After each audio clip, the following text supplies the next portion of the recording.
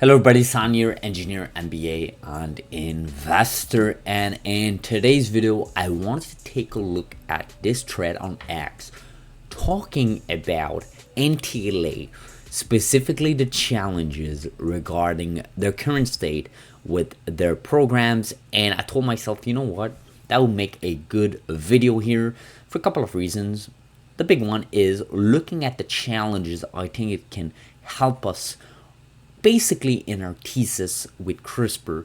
As much as we want to talk about the positive, we have to look at the negative so that we can see where this space is heading, where the priorities are being set by these leaderships from these companies. And this is exactly what I'm about to do here in this video. So if we take a look at here, this is Oliver Venture here, this person on X.com, basically posted a thread about NTLA, basically posted 4 bullet point, big points, basically highlighting how the company is thinking about some of these 4 challenges and how maybe they can tackle it. And let's jump right into it. So number 1 here, manufacturing and margin costs are too damn high.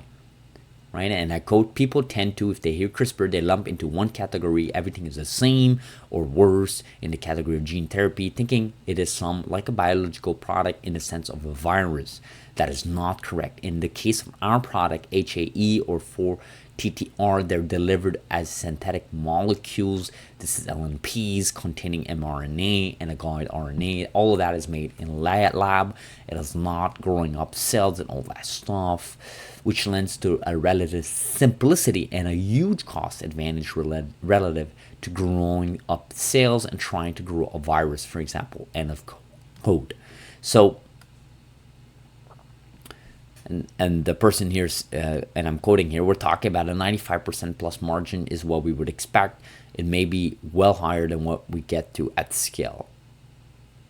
So the models I've seen some people use referencing CAR T cells and like that's just totally inappropriate, does not apply, end of quote. So yes, I mean, look, the high margins, that's something we've seen from NTLA. I mean, that's the promise with in vivo. That's the promise of what they're trying to tackle. I think that's a problem in all CRISPR companies, right? How do you make high margins knowing that there's challenges with delivery and so on? And clearly here you can tell NTLA is working on something here.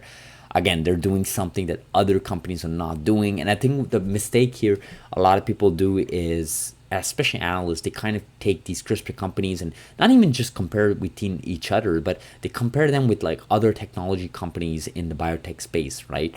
Talents or Bluebird, right? Or these companies, right? Which are not using CRISPR technology.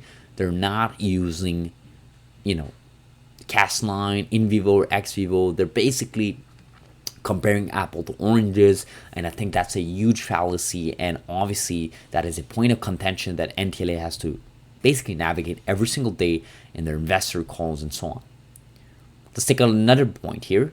The HAE market is well satisfied. That is a fallacy that they have to work with every single day. Taking my McDonald's coffee here, guys. I love McDonald's coffee, not because it's great quality, but because it is cheap. So let's take a look here. Again, I'm not going to start reading every single point here, guys. I have, due to time, and I don't want to bore everybody to read it, every single line. But obviously this section here talks about how some people believe HAE is well served. And here I quote, so, okay, when you think about a marketplace, you ask about churn anywhere from 1 to 4. In 4, 1 in 3, depending on what sources you go to, of the spaces that would patients that would eventually in that space will eventually actually try a different therapy because they're not satisfied with its efficiency, convenience, and the mode of administration. So for us, we're quite confident based on what we're already seeing in phase 3 trials in terms of patient lineup in U.S. and outside the U.S. that patients are searching for a functional cure, and our company, especially post-restructuring, not that much of that marketplace is necessary to flip us from being self-sufficient, potentially even profitable with HAE alone, end of quote. So obviously the leadership here is talking, of NTLA is talking about how they believe that patients are going to look at this functional cure. People often compare, again, apple to oranges, right? This is a one-time functional cure. It's efficient, it's safe, as opposed to maybe other treatments which are not as efficient, maybe not as safe, maybe not a one-time treatment. You gotta look at that, right? You can't assume that just because there's something that can mitigate that disease, that cancer, that, rare disease, the blood disorder, whatever it may be, right, that people are just gonna stick with that for the foreseeable future. If there's a functional cure, a one-time treatment, and it's gonna cost potentially less and it's gonna be safer, patients are going to look at it. It's not even patients, right? We're looking at doctors, medicine, basically the medicine space. Everybody in this space, right, from the patient all the way to the professionals, are going to take a look at it, right? Including insurance companies, actually, when you think about it. Number 3 point here, NTLA's position in ATTR with cardiomyopathy. So this is basically the ATTR CM there, that a lot of people kind of doubt their position in it. And I saw that a couple of months ago. I remember there was a gene investing with Anthony on X.com. We went back and forth with some people on X talking about how, their NTLA's position is kind of skewed and they're not like, they're not a solid player. And Gene Investing, to his credit, he backed it up with a lot of research there and data comparing with other companies, whatever they're doing in the space. And obviously here the leadership is tackling that, right? Even if one, and I'm quoting here, even if it's only 1 in 5, I'd be disappointed. I mean, there's a lot of confusion out there. I think people misread information. I think they misread the market research. I shared some findings in terms of how cardiologists think about how they want the best drug.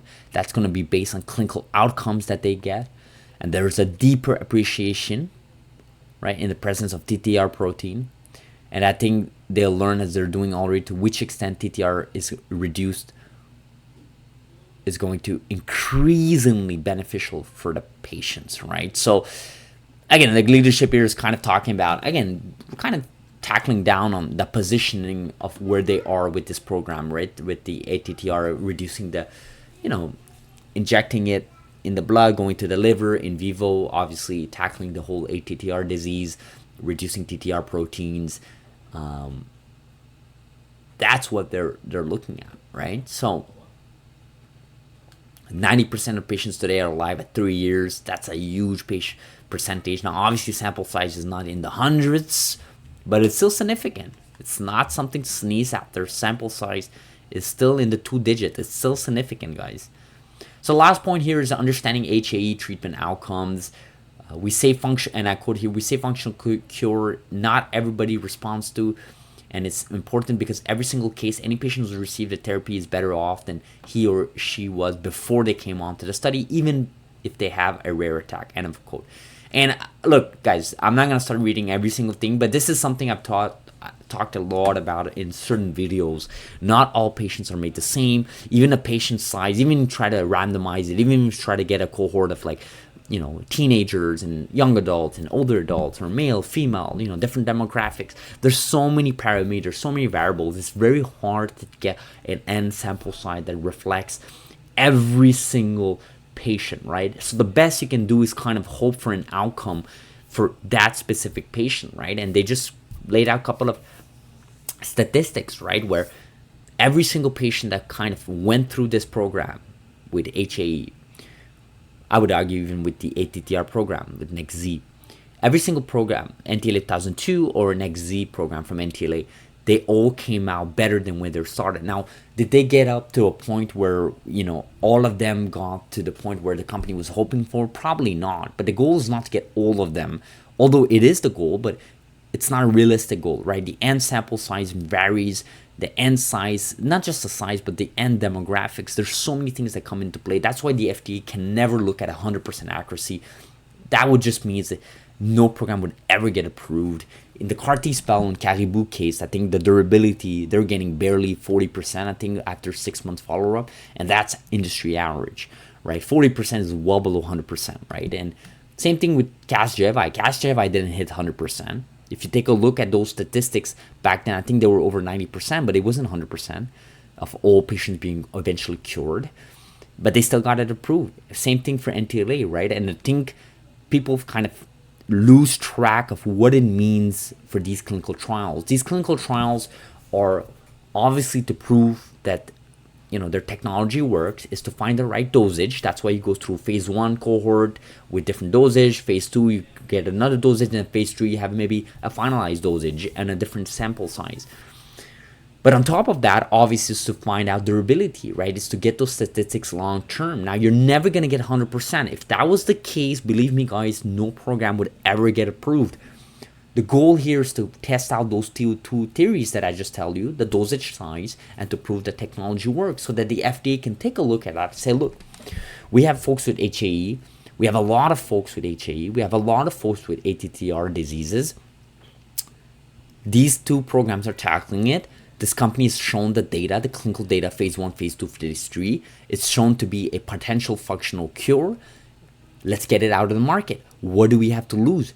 Absolutely nothing at that point, because you have data proving it on human data for months and months, years of data. In fact, you have data dating back to 2021 from NTLA with in vivo. That's 4+ years of data. And by the time this gets commercial, 2027, it's kind of estimated that's 6 years of data. I mean, how long do you want, right? And the FDA kind of have to look at themselves in the mirror and says, look, man, we have a lot of patients in our own soil that needs those functional cures.